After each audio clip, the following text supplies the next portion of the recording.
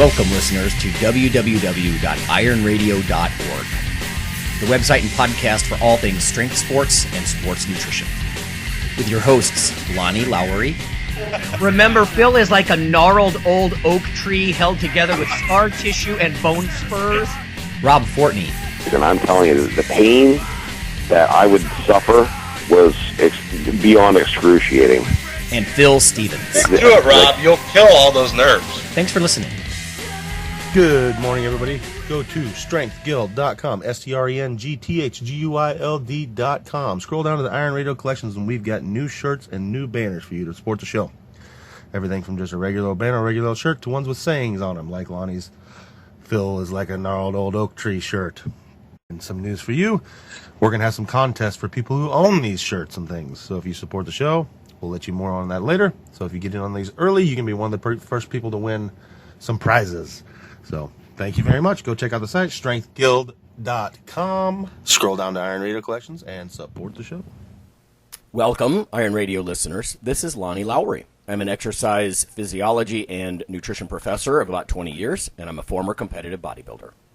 This is Phil Stevens. I'm a power lifter, strength coach. I run Strength Guild, a bunch of other things. Got to meet 1 week from today. Nice. Ooh, meet in a week. Yeah, meet in a week. This is Dr. Mike T. Nelson, Associate Professor of the Carrick Institute, creator of the Flex Diet Cert, and still in Minnesota, where it's actually been warm. And today we're joined by Sam Pogue. Say hi, Sam. Hi, everybody. Thanks for having me on, team. Super pumped to be here and share some time. Thank you. Alrighty. Everybody, we have just one little piece of news. Strength and muscle sport news.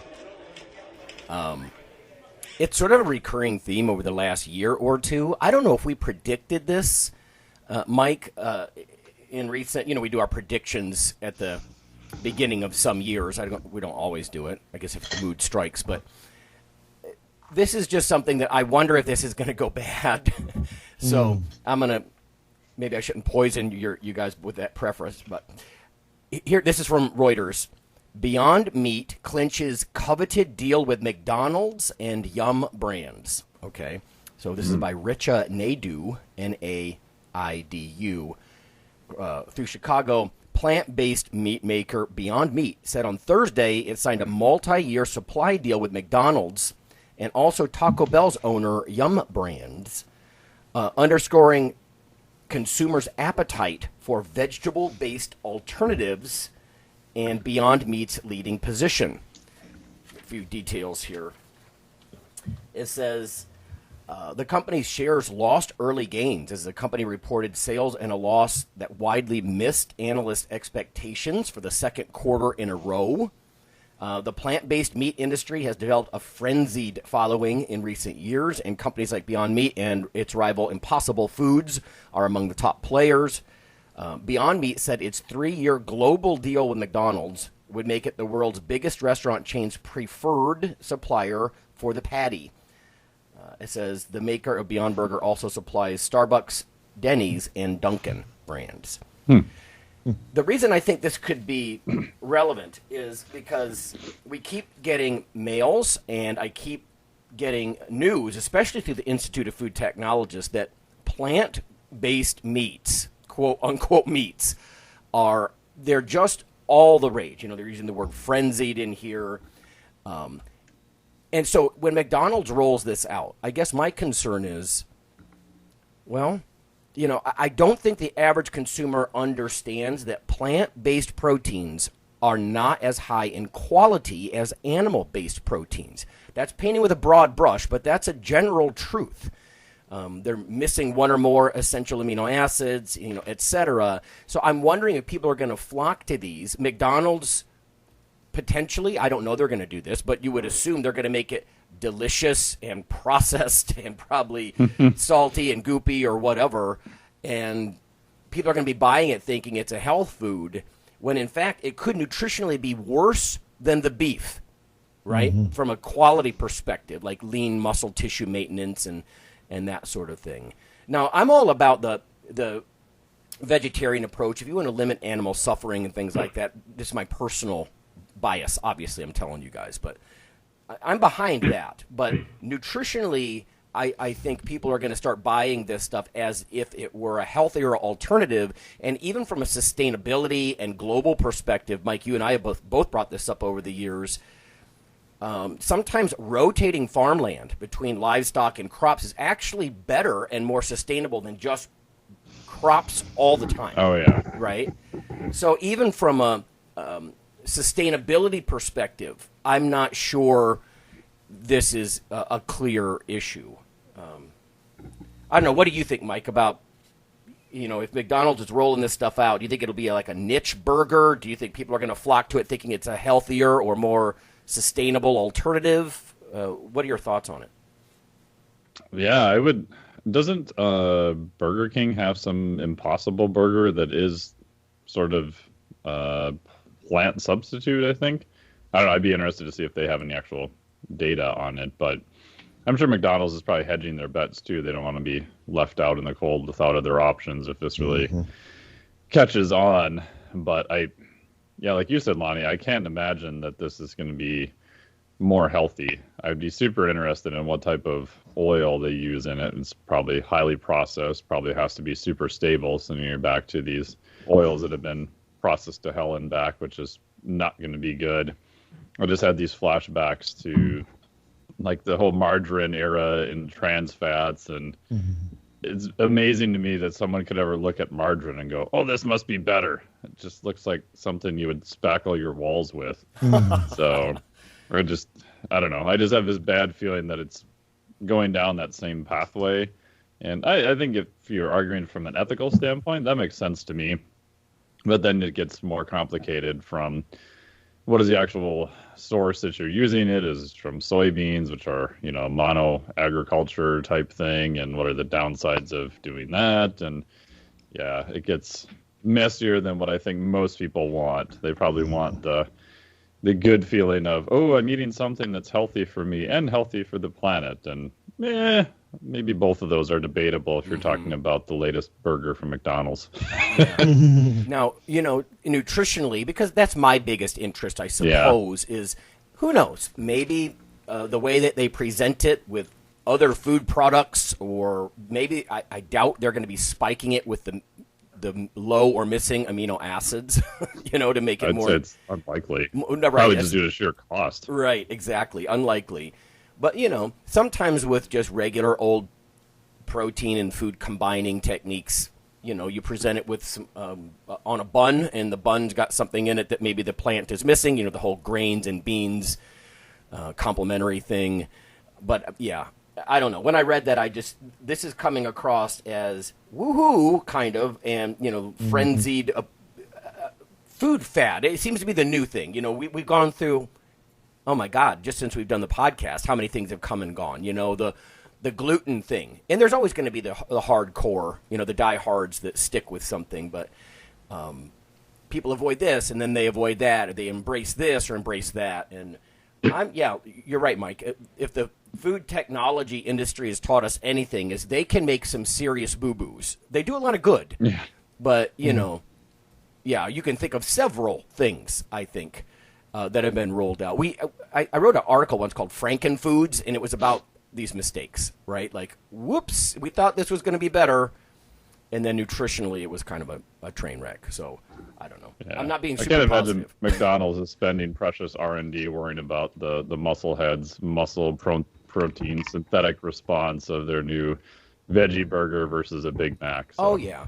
Well, I mean, forget muscle heads. Even just, maintaining healthy person's muscle tissue, it's going to be...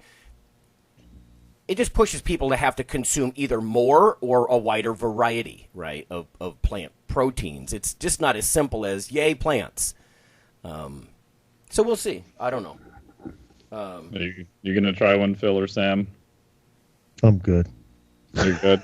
You didn't kill it yourself, so you're not going to eat it. Exactly. I need to see its face.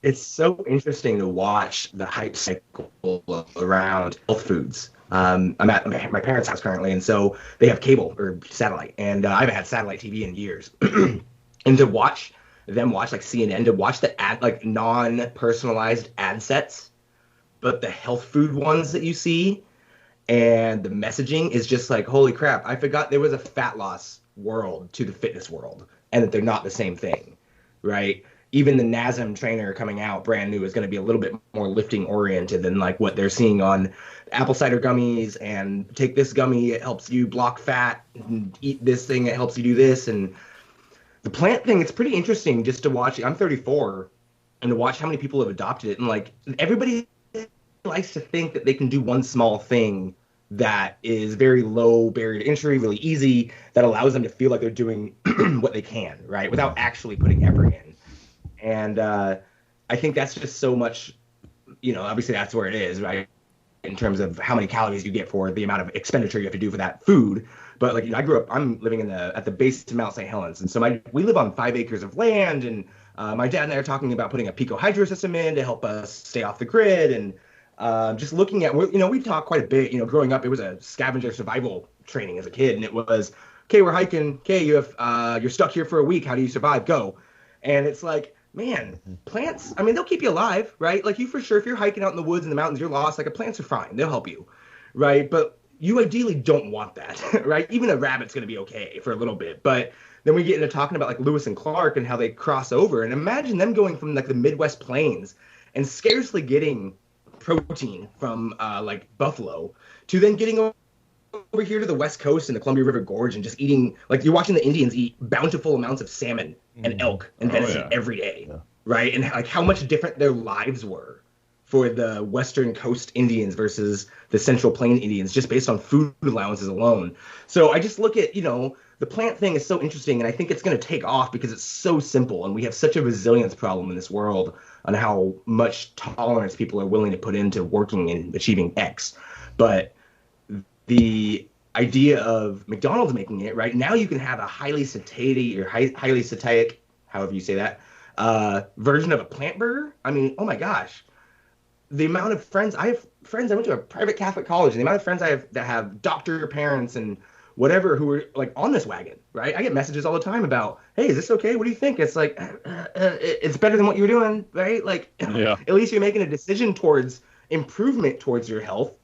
But if I had to choose between you doing that and nothing, well, this is better, right? It's like the Planet Fitness person who eats pizza 3 times a week when they go to Planet Fitness. Well, at least they walked on the treadmill for a week, and it's not going to last forever.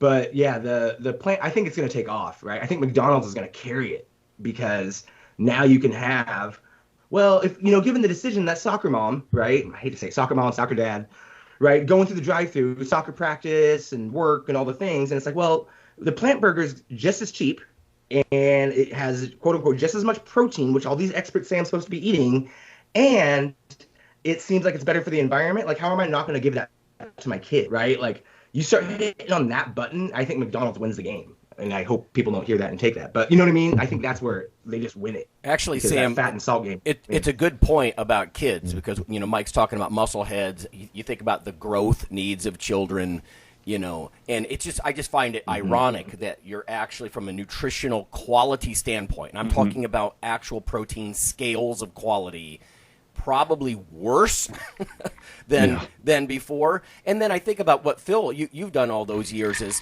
you'll go right purposely, right, for the dirt cheap breaded mayo slopped chicken sandwich and just pile them in because they're so, calorigenic.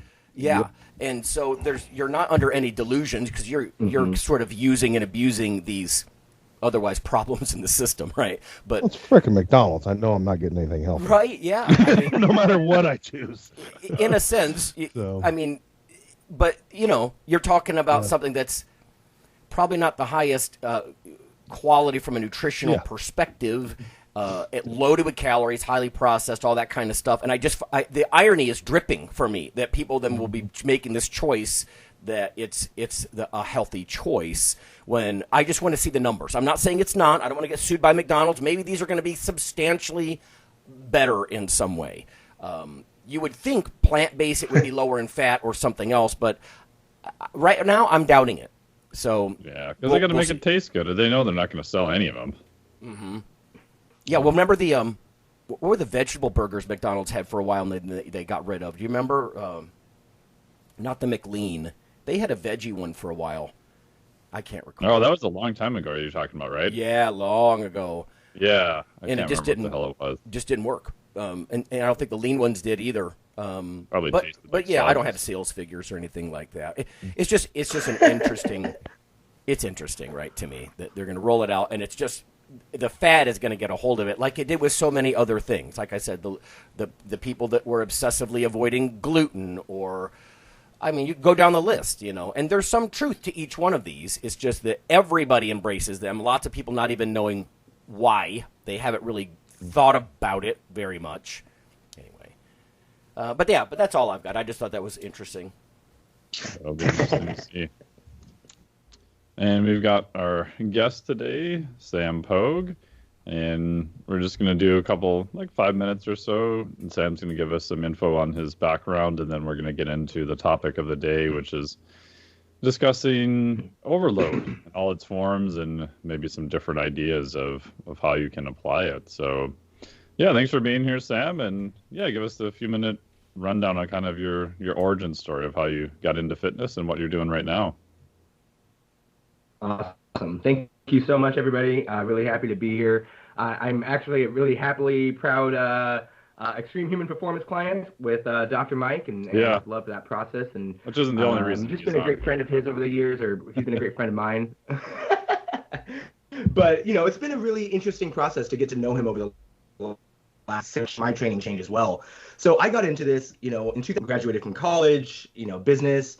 Thought I'd go work at Nike, and there was a recession and couldn't get a job, and was forced into selling memberships at 24 Hour Fitness, and had a really crappy attitude around it, right? Super overemployed for what I was doing, and finally decided to get a better attitude around it and figure I should learn something while I'm there, and started hanging out with the trainers, and thankfully my first introduction to fitness was lifting, right? And so Tony Gracia, who owns Industrial Strength in Portland, was putting me in front of Wendler and Ripito and DeFranco and putting a barbell in my hands, and pushed me into competing in powerlifting and strongman person and Olympic weightlifting. So early in my experience into fitness, I played sports growing up, baseball, tennis, but I wasn't crushing push-ups in the living room just to get bigger. And I say that because I was a late bloomer, young undersized athlete.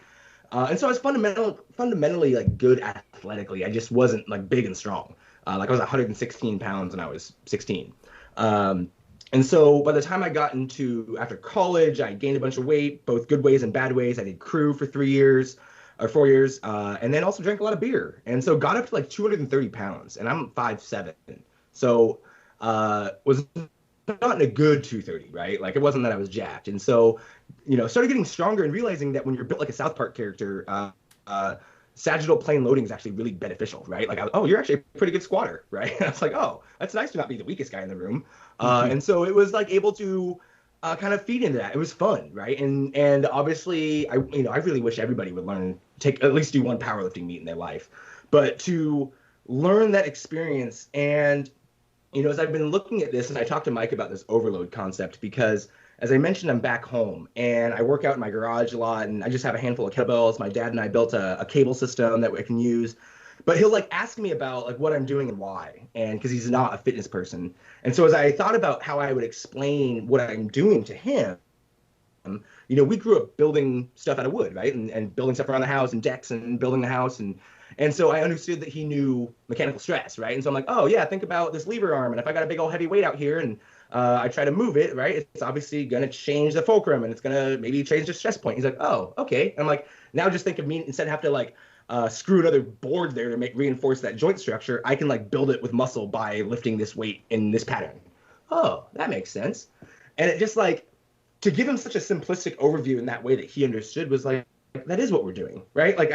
I say I got away from that a little bit because going through powerlifting, Olympic weightlifting, it was all about mechanical stress, progressive overload, linear periodization, conjugate system, whatever the terms we were using back in 2008-9, right? And especially for me at 24-hour fitness level. And, later ended up coming back and becoming a trainer at 24 and doing that game for a while, and, took advantage of it being a highly sales development career. And was looking for a new path and picked my life up and moved from Portland, Oregon to Austin, Texas, on a whim, and ended up becoming the very first member of the On It gym in Austin, Texas, because they merged with this guy named Joe DeFranco, and Joe is one of my favorite coaches growing up in the industry. So I was like, well, how serendipitous! I moved to this new city, and this guy's starting a gym here. I should go there. And so walk in the door and start lifting. And if you guys are familiar with On It, you see these the monkey face kettlebells, but they had clubs and maces and sandbags. And for me, coming from a barbell world, I was like, what is this stupid crap? I don't understand what this is and why I would use it. And so thankfully, my introduction to On It was John Wolf. And John is built like me, only exponentially stronger. And there was a day, I'm like the only member in there sometimes. So it's like we bullshit with people. And I was in there, I was hitting like 385 for sets of 5 on a back squat day. And John walks out, he's like, hey man, what are you up to today? And I'm like, oh, just getting some squats in. He's like, damn, I haven't been under a barbell in years. Let me try that. Gets his butt under it, no warm up, hits a double for ass to grass, and then slaps me on the butt and walks away. And I was like, what the F just happened, right? Like, I have to warm up, do my CNS charge, do all these like prehab, rehab things, right? And then he just comes in and walks in cold and does it. What just happened? And then I'm doing some rows one day, and he comes up and he's like, hey, try this on my rows. And like my scap just didn't glide off my rib cage, right? And like I had no movement in my serratus, and so it was just all like a little bit of lat and a lot of bicep and forearm. And he's like, oh, let's see if we can, change your base of support and see if we can get this to move. And I was like, oh my God, this, like, my shoulder blades don't move at all, right? And so getting introduced to like clubs and maces and to like that patterning and how it can be an assistance exercise to what I'm already measuring as a success measurement, which is the barbell lifting. And was like, oh, okay, I can see where it has value. It's not trying to replace these things, but it also plays by those mechanics in terms of, hey, if I'm just trying to create better tension, right, which is the same reason why I might choose a single arm dumbbell incline press to create tension in that anterior sling, right? Like I can get that from a standing press with a club, a really heavy club, and I have to charge that line really hard too. So, all right, I'm just getting a different pattern, a different stimulus. All right, that's fine. And so later coming on board to work on it, helping them run the certifications, later coming on board to help teach and do over about 100 certifications over the course of 4 years. And I also jumped into the biz dev partnership world, bringing in partnerships with Exos, Equinox, Gold's Gym, UCLA football, and then getting a handful of athletes to work with. Jake Arrieta, Cy Young Award winner, World Series champ with the Cubs. And so it just kind of gave me this unique world of fitness for someone that came into it from a weekend cert guy at 24-hour fitness, get dropped into On It.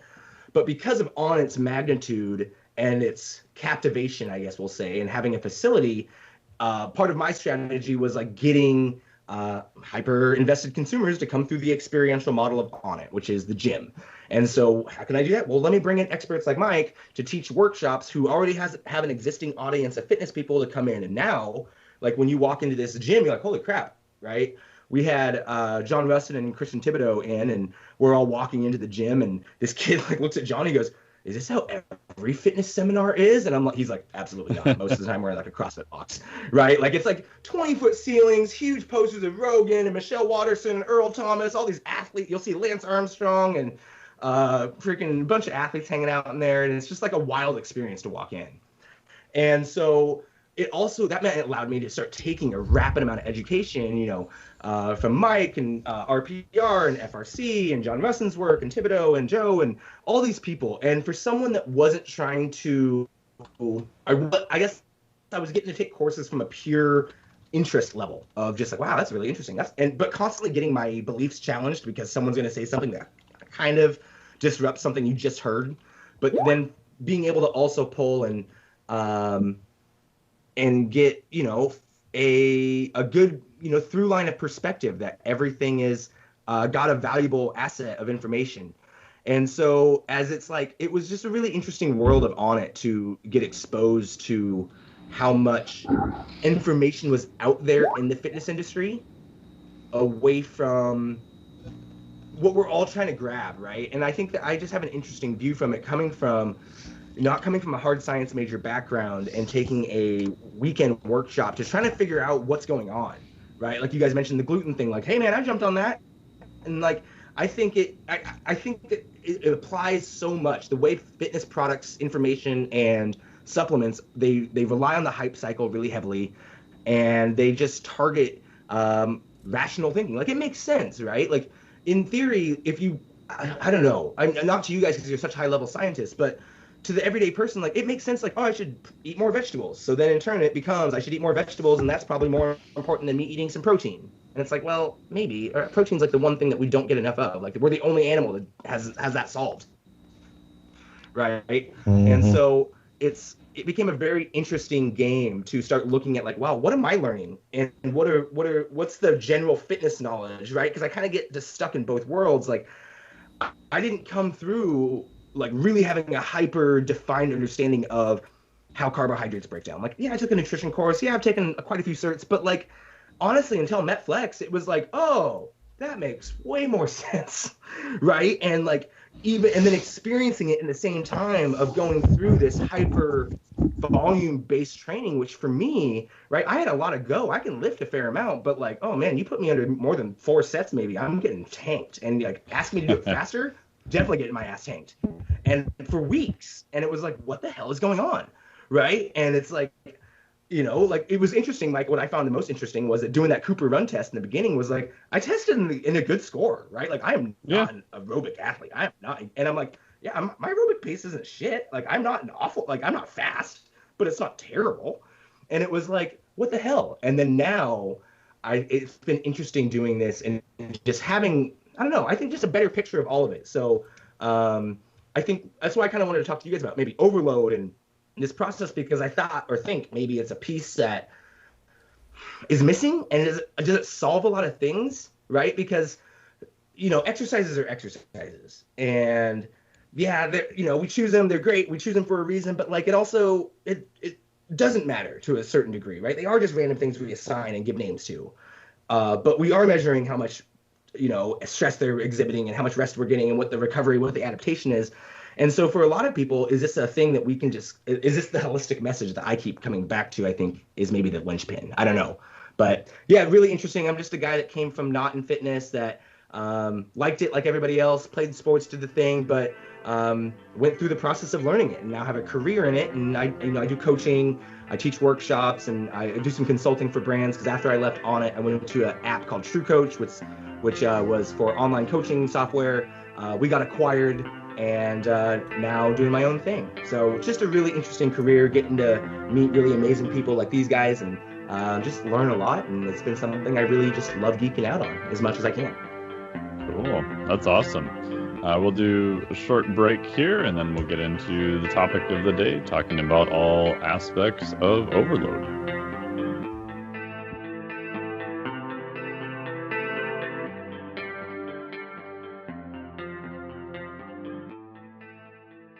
Hello there, ladies and gentlemen. Yeah, you know who this is.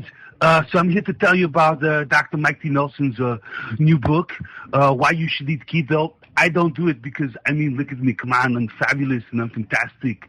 Anyway, you should text the Keto ebook, all in one word, to 44222 to receive your free copy. Do it now! IronRadio is, of course, primarily a podcast. But over the years, there have been technical glitches calling for backup streaming and listeners who wanted the convenience of other sources of audio content. Toward this end, IronRadio is now simulcast and backed up on YouTube. If needed, please search Lawnman07 or IronRadio from within YouTube. There's not much video, but if you like to listen through YouTube on a Roku or other living room device, there you go. Okay, listeners, after more than a decade of joining us on the podcast airwaves, you can now also become viewers on YouTube. This is not our usual simple backup of the audio show, but rather a growing body of video taste tests covering various foods of interest to nutrition enthusiasts, bodybuilders, and powerlifters. From within YouTube, simply search for Iron Radio Taste Test or Nutrition Radio Taste Test. In about 15 minutes, we cover taste and texture similar to other products, usefulness to the co-hosts, and whether we would recommend the product to certain clients. You may even want to watch our podcast feed or Facebook group for which products are coming down the pike so you can taste test them with us. Join us for this new monthly project.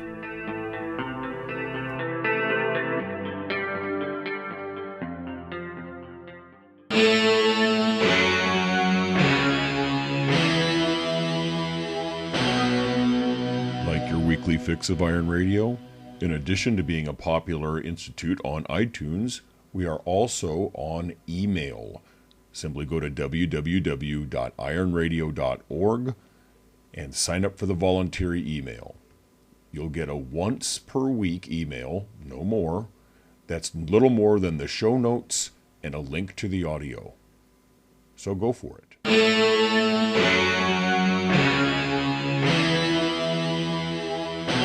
Hey, welcome back. This week we're talking to Sam Pogue with Dr. Lonnie Lowry, Coach Phil Stevens, myself. And today we're talking about some of the different aspects, I would say, of overload. Right, so most people are probably familiar with just the standard progressive overload by adding weight to the bar, which works, and that's definitely what we want to do. But if everybody could add 5 pounds to their bench press each time they went into the gym, then people would be bench pressing 400 or 500 pounds everywhere. But we know that's not really the case. So how would you define overload, or what kind of concepts related to that do you think about, Sam, beyond what is just kind of progressive overload in terms of just adding weight to the bar? Yeah, coming from that world, powerlifting, that was my early lens. And now, especially, you work with more clients and realize that people are in very different situations. I'm consistently looking at ways to overload just even smaller changes. Like, did I change the base of support? Did I change the tempo? Did I change the load input? And those are maybe some areas that maybe are not fully load to the absolute strength world of it. But then I want to start looking at, stacking that volume. And that's something that Mike and I really looked at, is stacking additional sets, right? Like, I kind of always looked at adding volume was like, oh, maybe I do 10 reps of this Bulgarian split squats, and then I do 12 reps, and then I do 15 reps, and then I go heavier, right? And then I might do that for 3 to 9 weeks, 12 weeks, and then I'm doing front for elevated lunges. But I'm never really pushing that capacity past maybe 15 reps, right, at 3 sets with X amount of rest. And as Mike's been stacking me with, 3 sets, 4 sets, 5 sets, 6 sets, all with a different density, it's just been a really interesting way to look at, oh yeah, that is all overload. That is all way to stimulate the system more. So, man, I think my view of it has just changed. Be curious to look at how you guys have looked at it from your views past just the experience of training.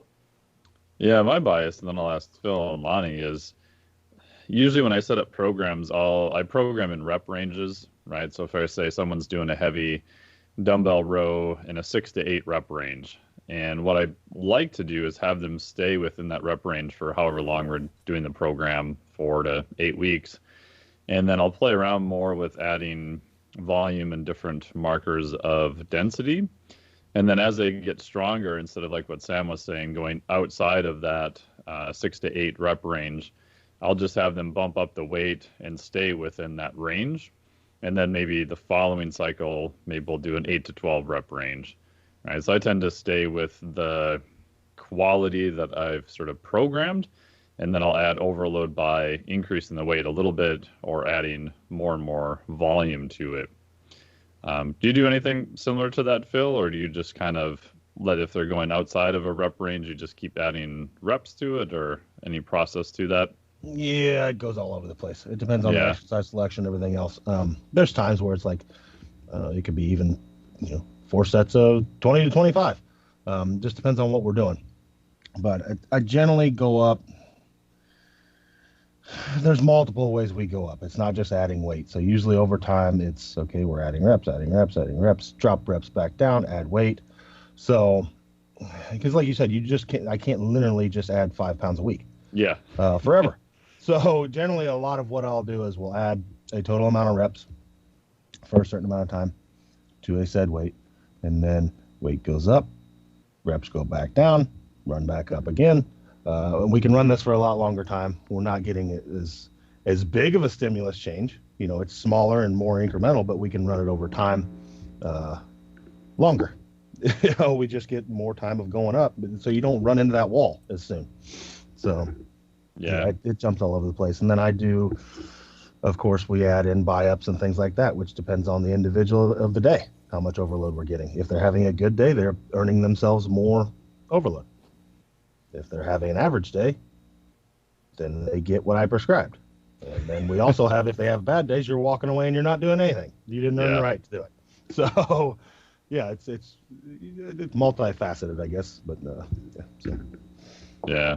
Do you have any preference on that, Lonnie? Do you tend to stay with a similar weight and try to add more volume over time, or when do you try to increase the weight on it? Yeah, I guess my bias would be, sort of the textbook approach. The students, when we talk about exercise prescription, they automatically gravitate toward intensity, right? More weight, higher percent of your 1 rep max over time. Yeah. But I'm always reminding them, you can overload frequency in days per week or duration, or like you guys are talking about density. Personally, I've always liked sort of the undulating periodization approach, where I do go heavier, lower rep, and then I'll cycle that with lighter, more volume kinds of things. And I know there's a lot of debate, right? Do you do this undulating the way I tend to like it? Because, it just sort of spares my joints. My joints are beat up. I can't do an 8 to 12 week mesocycle of brutal 90% loads. It's just not going to happen, right? So that's why I do that. I know that classic undulating periodization would have more of a moderate intensity, day in between there, but I find that that's kind of wasting my time. So I kind of go back and forth between heavy days and light days, always trying to increase something there. Maybe the heavy days I find myself after several weeks, to Phil's point, I'm getting 2 to 4 more reps. I don't know, let's say with 80-pound dumbbells, I'm like, well, time to go 85s. And I kind of, that's how I fold it. So there is a chronic linear upward trend, even though I'm undulating. So just think about like a wavy line that is ascending as you go upward across the page. So that's me, at least. Yeah. And what are your thoughts on density, Sam? We've had you do some interesting density work that's probably not very common to what you've done in the past. And my bias on that too is that was one of the things I look at is a person's background, their history, what have they done, where do they want to go? And people are just, humans are creatures of habit, right? So usually you'll find this big thing that's kind of a glaring hole where you're like, oh, if you want to get to this level, then, let's focus a little bit more on this. And for you, I think that was kind of more density work and kind of aerobic base work. Yeah, I think, the density conversation, right? Like, I'm not saying I was an anti-CrossFitter, but I was definitely like, I didn't love the idea of just randomized snatches, right, for people coming from an Olympic lifter, right? And so it was like, I didn't really, other than like, okay, especially like my view coming from that 90s, 2000s powerlifting mentality was, this training is going to make me a weak-ass bitch, right? Like, I might walk, right? I might pull the sled around a little bit, but like, is that really something I need, right? Like if compensatory, if I'm strong enough to move this, I should be strong enough to do that, right? And so getting introduced to it through a series of supersets really is what we're doing, or maybe some trisets here and there. And not going into it without necessarily the goal of like speed, right? Like, yeah, we're tracking time and I'm trying to improve that marker of time, but like the goal isn't to like rush, right? And I think that was compared to like people who do spin or CrossFit, right, where density is like it's winning the game, and it's like, oh, is your friend time getting better? And it's like this was so progressive over time, right? We're in a block for 6, 7, 8 weeks at a time, depending on how much volume I can take during the circuit, and to consistently be reintroduced to it and the familiarity of exercises, right? We're doing the same 5, 6 movements or same 6 days of exercises through week, and to continually just watch it get better, right? And to have like a clear identifiable marker, because it's the same workout and it's all familiar things. And you can watch like we're in the second week or the density week of week 3 right now.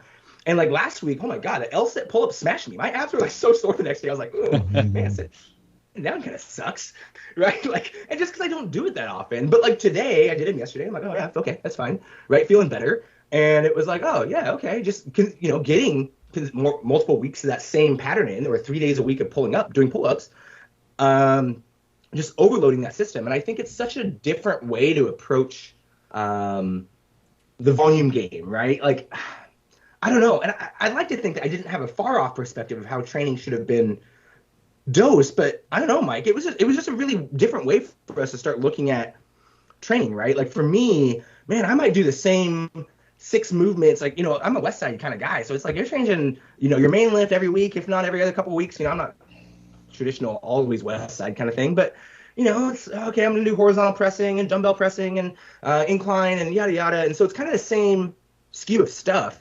And it kind of just rotates, right? I'll go from Bulgarians to front foot elevated to reverse lunges to Hatfield to yada yada. And here we're just stacking pretty simplistic things. So I only have like 6 kettlebells, and just stacking volume and to see how my body tolerates it, right? Having a lot of go in the first like couple weeks where it's like, oh man, it takes me like 15 minutes to get through the 3 rounds. And then usually like week 5 is like smashes me, right? The first week 5 is like, wow, that was like 35 minutes. Those last 2 sets really sucked. And then the next week is like, oh, okay, that was better. That was like 22 minutes. But I think just the familiarity, I think just I don't know how I'm trying to introduce this, but it was, I don't know where people are not getting that, or maybe I just didn't get it coming from my background. Phil, I'd be curious since, you're powerlifting, right? Did you say you powerlifted? I'm sorry if I didn't. I'm just guessing off the picture I'm looking at on your Skype screen. But what you're looking at it from and how you saw it coming in too, Mike, I know you powerlifted. But yeah, I didn't do a lot of volume in the way I trained. So it's such a new perspective, I guess, in how I've been stacked. Yeah, my perspective, and I'll grab Phil and Lonnie's too, is that I think you're always running. I think you can change lifts rather frequently if you're more advanced, but tracking becomes a little bit tricky to see if you're actually making progress. And I think also what I realized is by having exercises that are still familiar, and we did a 4-day study in Costa Rica that we're working on publishing. In short, we had more advanced lifters come in, just kind of brutalized them for 2 hours of lifting, and they came in on Monday, they did that. And then Tuesday, they came back and did the exact same thing. And then Wednesday, they did the same thing. And then Thursday, they did the same thing again. And what we saw is even in more advanced lifters was on some of the accessory stuff, they actually were still getting better, which I was pretty kind of shocked at. I would have thought those would have dropped off pretty hard. But again, because they have to come down to that facility, the cable machine's probably a little bit different. I think there's a little bit of slight variation that maybe they weren't used to.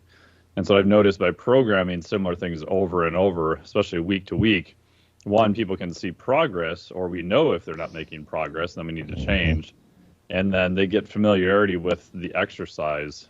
And I think it takes longer to get more familiar with an exercise to the point where it's not as useful. I think you can do a lot more similar work than I ever thought you could in the past. The caveat is you got to watch out for overuse injuries and people just getting bored out of their skull. Yeah. What are your thoughts on that, Phil? No, I definitely agree. If we're going to change exercises, I usually run it in at least a 3 to 4 week cycle before we'll change something, because it takes a minute, even for an advanced lifter. Let's say we haven't done this. I don't know. We're doing safety squat bar box squats.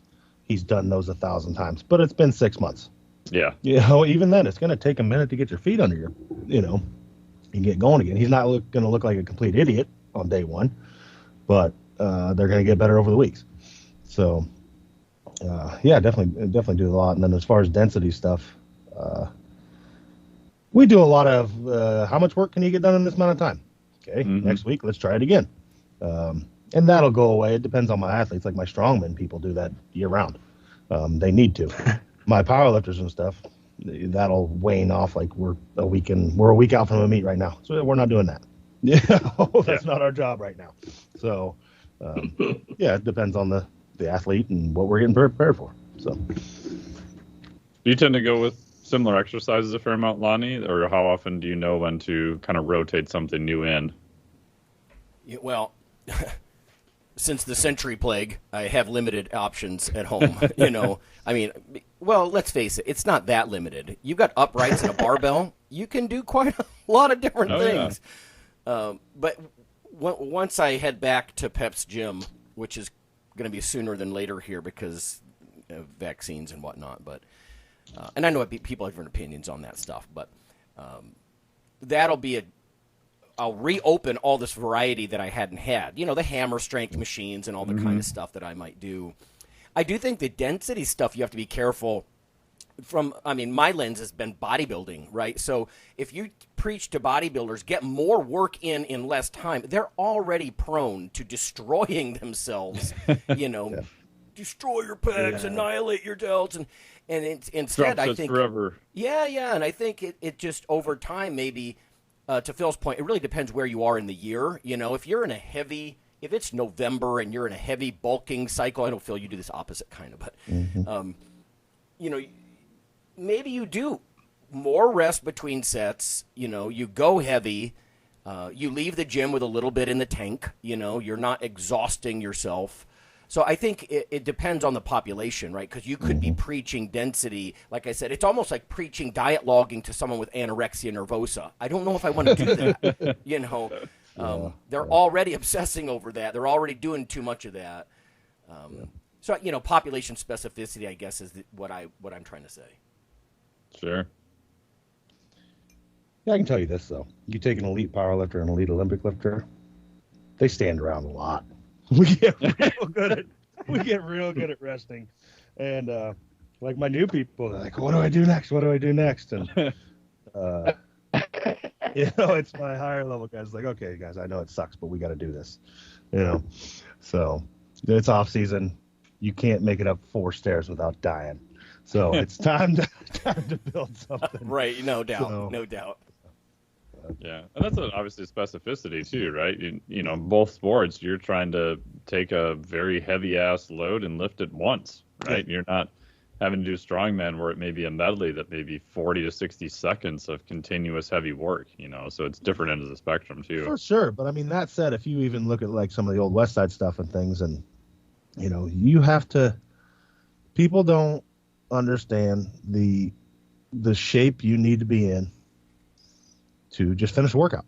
Yeah. Just to have volume. Okay, we got to do this. And like, there'll be people come in to train with us, and we get a pretty quick pace. When I get going with my training partners, it's like, wow, the bar went from 135 to 700 in like 20 minutes. What are you guys doing? And like, yeah, now we're going to deadlift. Now we're going to this. And they're like, I'm done. So, and they're just, I'm done. You got to have some kind of shape for that. Oh, you do. I'm not in a marathon runner or anything, but a lot of people aren't even in shape to finish a hard workout, a really hard workout.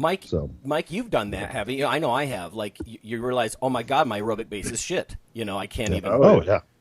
Yeah, I did that a few years. Oh man, when I left the med tech industry, I remember. Yeah, it was a year before I did the strongman comps. So it was 2013. And I was like, I'm just going to, add weight, just see how heavy I can get. I'm going to probably do a strongman meet. I'm 9 months out from it. I don't have to worry about conditioning. And so I just started, upping calories. Didn't do any aerobic stuff for months on end. Initially, training felt good, and then training started to suck. And then it really started to suck. And then I realized walking into work one day, I went up 2 flights of stairs with a backpack and a cooler, and I had to stop and, catch my breath. And I'm like, what the hell am I doing? And then I looked at my training, and I'm like, I went from 235 to 245, and my lifts didn't go up any faster than they had before. I don't think I gained that much more muscle. I just got fat and out of shape. And I'm like, okay, I'm never letting my aerobic base get that low where I get defeated by 2 flights of stairs. Yep. Yeah. And I know your aerobic base when we started, Sam, if we did a Cooper run test or you can do a 2K on a rower, it was pretty good. It wasn't amazing, but it was pretty good. It was actually higher than what I thought. But I think in your case too, that was missing, just missing some of the aerobic kind of density stuff we're doing. If you want to talk about the stuff I stole from my buddy Cal Dietz on just aerobic conditioning, because you also may be useful for the listener since you have kind of limited equipment there, and a lot of people listening to this may be still at home with limited equipment too. Yeah. So I don't love to run. If it's nice weather out and maybe there's something to run behind and run, maybe, incentivize me to run, I'll run. But in the winter when it's raining and cold, or if I live where Mike lives in Minnesota, I'm not running in the snow. I'm not a hardcore person. And so I was like, and I don't have a rower. So I was like, can we find something that's not me running outside. And I also live, like, my driveway is a 15% grade right off the bat. So it's like, it's only mountains and hills. So it's not like I need to go jog around a lake. And so I built all my kettlebells were on the ground. My dad's like, I keep kicking them. So I built a little cart just out of recycled wood around the house, threw some caster wheels on it. And so now I have a modular little cart for my kettlebells and some plates and stuff. And in the center beam of our driveway, we have a big old center beam that supports the upper story of the house. And I just put a toggle bolt in there and some eye hooks and put a couple pulleys, a pulley on my cart, and then hung a pulley from a carabiner on the top, and just a cable straight down. And so now I have a horizontal cable pulley system because it's anchored at the top, and then that cable goes down and holds a kettlebell or a weight, and then the other end of the cable goes down through the cart and then straight out for me to have a cable pull. And so we do this contralateral circuit where I'm doing like reverse lunges, step ups, some single leg RDLs, and some rows. And for me, we started off just doing 12 minutes nasal breathing, just as a governor to keep me from trying to win the workout, which I would do. And also I'm doing a lot of upper airway work, and so that kind of works in conjunction. But I was only able to get like 3 sets in 12 minutes. And as we do it, I do it every day or 5 days a week. And as we've gone, we're like on 9 weeks, somewhere in there. Yeah. But it's been fun because I get to do the same exact movements. And I typically fasted in the morning. It's first early in the morning. And, now I'm up to 6 sets in 16 minutes. And it's been such a nice, like, objective view of my aerobic system getting better, or my capacity getting better. Whereas, like, man, me running, it always sucks, right? Like, it might be nice out, it feels good, I'm sweating, but like a mile in, it still sucks. And so, but this is like, oh wow, I'm cruising through 4 sets. I'm not even noticing. And I don't know. I'd be curious to hear you guys' thoughts on this. Is it possible to? I hate to sound so douchey about this. Feel the fuel switching. Like, I feel like when, let's say I'm at because I'm nasal breathing, right, and I get to my 5th set. And it's like, okay, sometimes I'm getting through 5 sets, sometimes I'm getting through 6 sets, and it's like, man, I'm just like kind of hitting a wall. I'm like, oh, my reps all of a sudden got really hard. I'm really tired. And is that just purely, right? Like I pumped through that glycogen store, and now I'm like trying to switch during the movement. I don't know what that is physiologically, but it's been interesting watching my capacity get better doing this circuit because I get to have the same thing every single day to feedback off of. That's not that hard in 20-pound rows and 10-pound step-ups. And have a unique way to challenge my system and have measurable results each day on how it feels. Yeah, I mean, what I've noticed with lifters like Sam, who, very strong, very good sagittal plane movement, most stuff tended to be on the higher intensity end of the spectrum, that a lot of times they're missing that lower gear. Can you do light cable work? Can you do it more at a constant kind of pace, but have it be, definitely sub-threshold? And I think when your aerobic base is overall lower, I think the part that people forget is that there's a lot of aerobic contribution to, quote, anaerobic exercise, in air quotes, or higher intensity work. All right, so I have a Moxie device, so this device that looks at muscle oxygenation use. You stick it over a muscle. And I got on the rower and just did 30 seconds, pretty hard, like kind of like a Wingate type style. And even with starting at like 15 seconds in, you can see that the muscle is starting to be severely depleted of oxygen.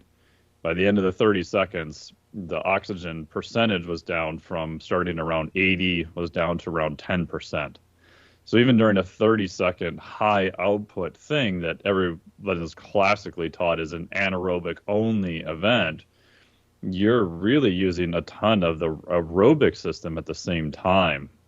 And now what I've seen is when you add fatigue and you add volume on that, the more and more you do, the sort of the closer you get towards the end of the workout, the percentage-wise, that's even more aerobic, kind of that endurance-y kind of base system.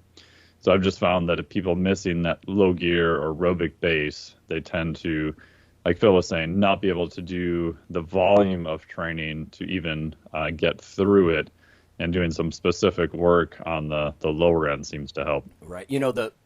The classic definition of intensity is percent of maximum, and what a tragedy if you can't get in enough volume to grow.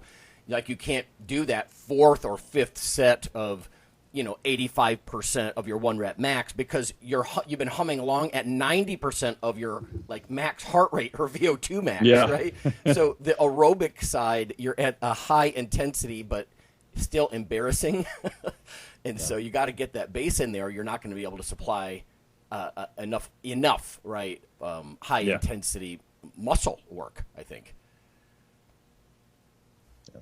Cool. Awesome. Well, thank you so much for all your time today, Sam. We really appreciate it. Let us know where we can get more information about you and give us info on what you're up to right now. Yeah, you can head over to my website, sampogue.com, O-G-U-E. Instagram's a good spot, SPOGUE86. Launching a mentorship tomorrow, trying to help young early trainers bridge that gap from getting their certification to feeling comfortable programming and training clients. And hopefully expose them to a world of where should they start taking their careers? Who should they be following, right? How do we get, you guys in front of them earlier in their careers so that way they're not being led down the wrong path? And I feel so fortunate in the people I've got to mentor and work with, like Dr. Mike, and just hope that more people get those influences in their careers as I have.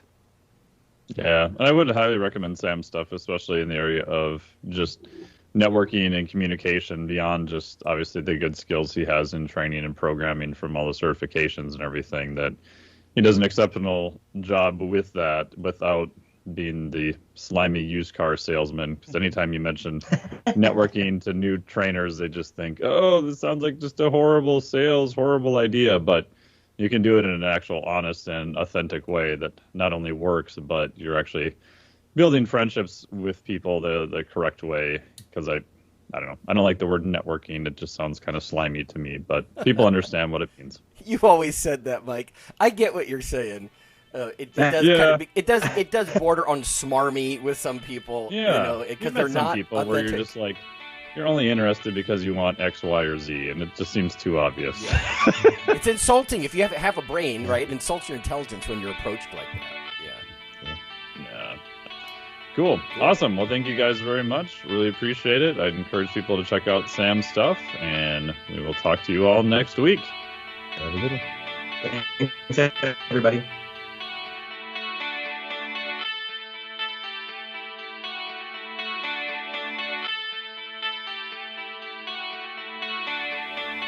Iron Radio is accepting donations.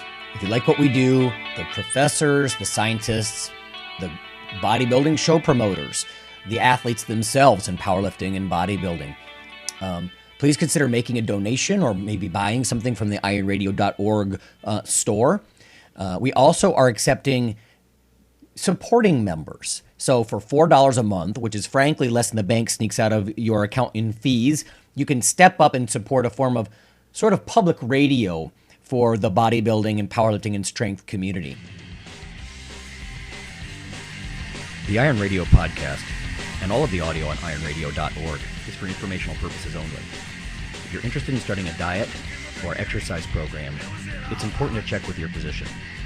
Also seek the help of registered dietitians, athletic trainers, and qualified exercise physiologists in order to make the progress that you need.